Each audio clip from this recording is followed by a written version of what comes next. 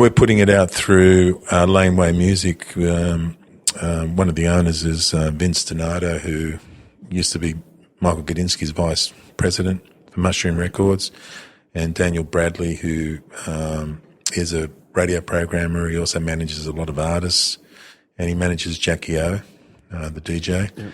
And they've been really, really good to us, and they've just released the Hitmen back catalogue. They've released Celibate Rifles, a lot of sort of eclectic old stuff. Right. Mike Rudd and the Heaters.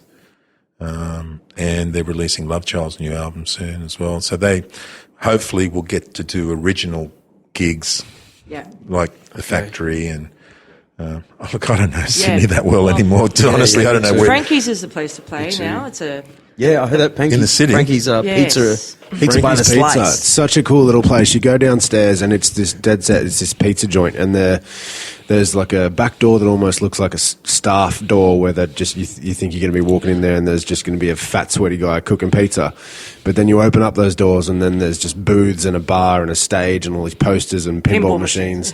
Great. Really? Yeah, what street's that in? Wicked place. It's on to play. Hunter Street.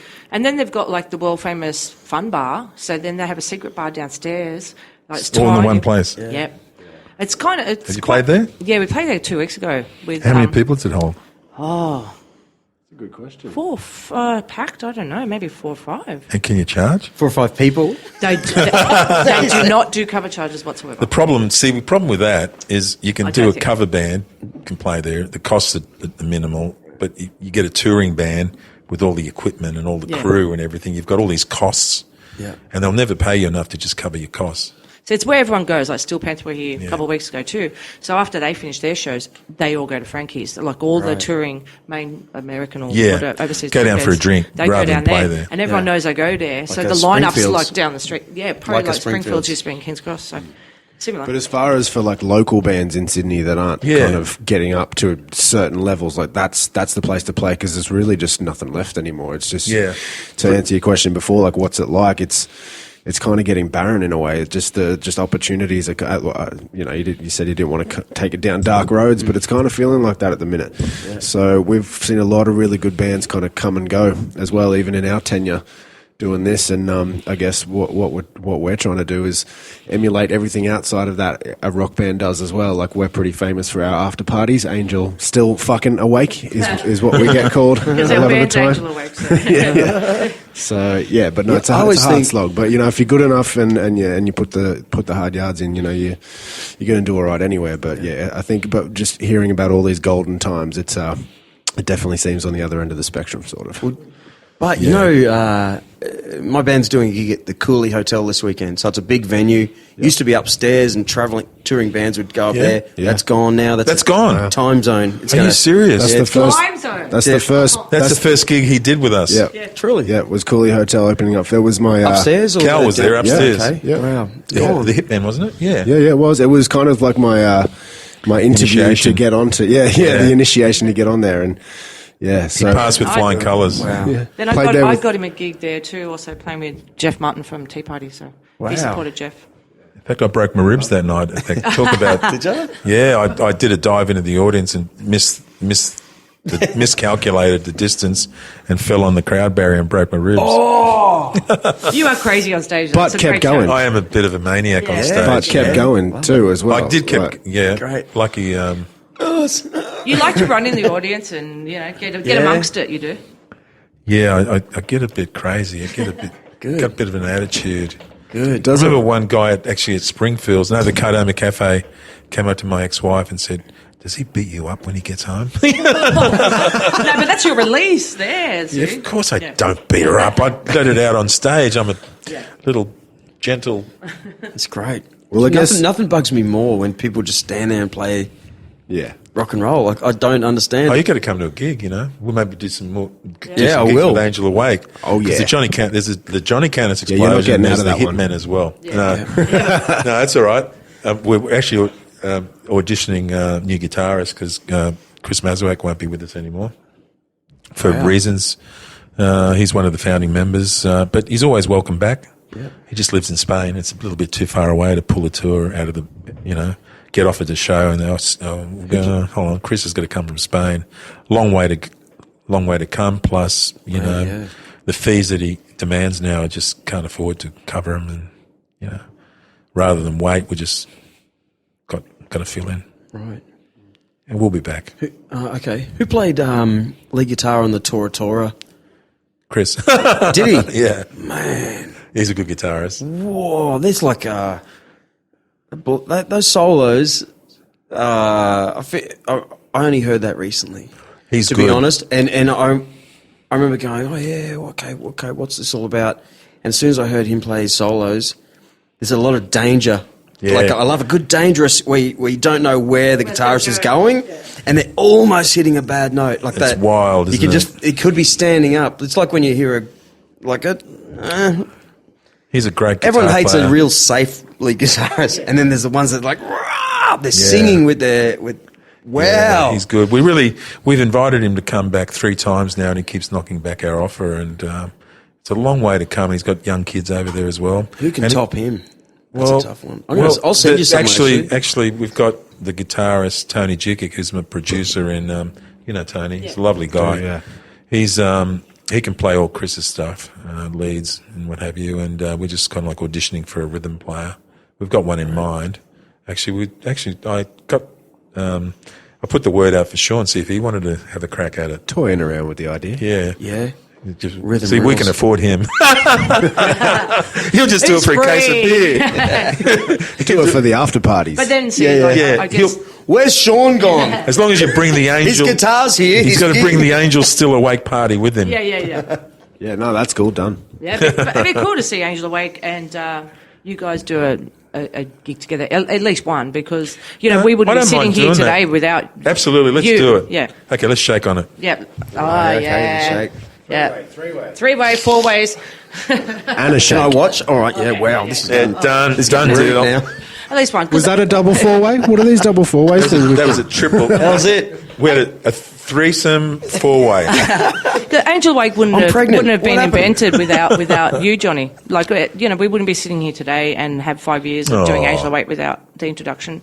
It is true. So full circle. I mean, that connection, there's so many, we've talked about it so many times, and then just, that dot or that connection and the ripples that it causes, and here we are, back again. And hello, Moggy. Hello. Good to see you Sean. again, Johnny. Good to see you. Thank you for that. Thank you for bringing the love of my life into my life. Oh, you're welcome. It is a pretty small family, though. Like the people who actually play and do more than 10. Listening to that story. Yeah, beautiful. These guys are so in love.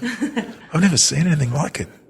I wish. Well, Angel Awake's our love story. Oh, not our love story, but it's based on the angel meeting the devil and there you go. falling in love and creating balance in the world in a sense. Oh, jeez. I'm going to go home and write a song about you two now. Yeah. Is it hard though being in the same band though? That's awesome. We get to party Yeah, together. but come on, Sean. You and me. Listen. Come over here. Tell me. Are we doing another podcast tomorrow? Yeah. No, it's more the other way around. You'd have to watch me. No. Or more to the point. Can you? Of course you can. I know you can. But can you rock out 100%? Oh yeah. When I bet you do, Johnny, because I know I do.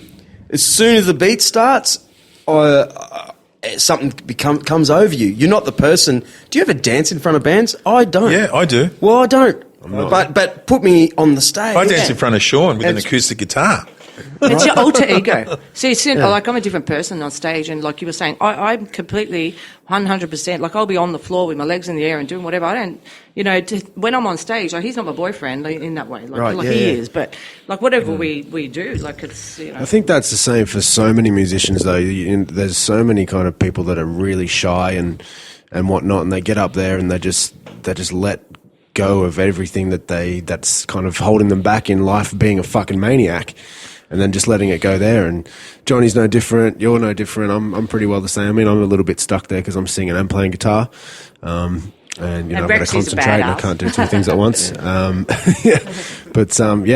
There's definitely no problems being in the same band as far as kind of. We come close to accidents and death so many times, some of the things we get up to on stage. Yeah. Jumping off the stage onto a barrier. In 1980, cracking your rib. 81, we did the Steppenwolf tour, John Cain's Steppenwolf, Born to Be Wild. And we toured and we played the Broadford concert, which was promoted by the Hells Angels. We were the Hitmen were the first band on. We had to catch a plane back to Sydney because we had a double back in Sydney. We were doing Melbourne to Sydney that night. So we were a first band on. And I got to the gig. Steppenwolf were the last band on, obviously, Born to be Wild. Went straight into this caravan with a guy called Ball Bearing, one of the guys from the Hells Angels. He had a fingernail which was an inch long. Wow. He brought out this white substance in this tally-ho bag, put his fingernail in there, and he said, "Get this in here." It just went straight up my nose. I didn't even know what was going on, you know. Okay, Ball Bearing. Okay, I'll do it for you, Mr. Ball Bearing, Mr. Ball Bags, and whatever. I don't know. Obviously, it wasn't, you know. I got a buzz. Let's just say I didn't fall asleep. I got a buzz off it. So we went on, and after the third song, I'm climbing up on these PA towers, and I grabbed the whole of the truss lighting section. And you're talking about 20 metres up high off the stage. Yep. Channel 7 crew were there, and who are they filming? Me climbing across the stage on this lighting truss, looking down 20 metres, and having to go quickly back to my left. And I stood on the PA with my fists up in the air, and the crowd going crazy after 3 songs. Yes. And so, you know, that's taken a pun on your life. That's there. the days. Yeah. That's definitely letting go. That's what I'm talking about. Yeah, that's the release. Letting go of the about. safeties and things that normal life kind of. And that's what I'll bring it back to what I was getting at before. We're talking about Frankie's Pizza and the decline of some big venues. We all know from history that's when the rebirth of something new happens. And what I was saying is, got the Cooley Hotel, and I said, no, this is a good thing. You can create the greatest entertainment from, like I've said it before, the Bee Gees stood on the footpath in Surfers Paradise when they were 16 in between shows. Did they? Yeah, apparently. Okay. Oh, it's in this book I read. And where what was the place? Birdwatchers Bar? No, it starts with a B, down the street at... Bombay Rock? Yes, Bombay Rock was like a barbecue area in this book I read. Anyway, that's where 16-year-old Bee Gees were, but they were just singing on the street, right? We, Sean, like all the, you know, everyone thinks that rock and roll is this. It's this. Definitely something will be reborn in the Australian culture of music that comes from this horrible situation, because we're not going to go away, you know? Yeah, it's. I think so too. I think of La Bamba. What I mean to say is, when I think of the band La Bamba, this acoustic thing that was big, you know, I feel like, I said to the guys in my band, we need to make it a La Bamba. Something that's as loud and as big as our own shows, that's coming from this crappy time, that everyone still goes, I feel great watching this. Yeah, you've got to be original. You've got to drag the people off their bums watching their DVDs at home, watching Netflix. Yeah. How are you going to do that? After parties. Kill everyone. I don't know. The angel awake after parties. Yeah. Well, that's kind of Place like to be. as kind of out there as that sounds. I think when people do envision rock and roll, they think of people throwing TVs out of windows and all the rest of it and all that goes with it. And I think these days with everything happening that's PC, and that's kind of half the reason why it's all declining in a certain way. I agree that it will spark back up because we'll all get bored of this PC shit eventually. So we're just trying to keep this alive while this lull's happening. And I don't know, something that I don't see bands do, because we've played with shitloads of bands, and so no one's ever. Too many people so far, they rock up, they do their set, they leave. And they go. They don't even watch the other bands. I have literally there's not one show that I've ever done that I've not watched every single band. We hang around. Yeah, all the time. Whether I'm headlining or opening, I'm there for every single one, networking, making friends, and always if there's an after party to go to, that's where you forge the next show, and their couple of close friends that are talking about your band. I really do think the after parties are really key ingredient. And get to meet your audience too, like we used to hang around after the show and sign autographs and meet people, and what did you think? They tell us about the show and what our music means to them, and we actually got to play at somebody's 50th party at Luna Park. Were you part of that? Yeah, we were there, the zombie one. We were there, yeah, and the zombie one. You were there, yeah, that's right. We invited you to come along. You weren't playing. Did you play? No, No. no, we're just We going had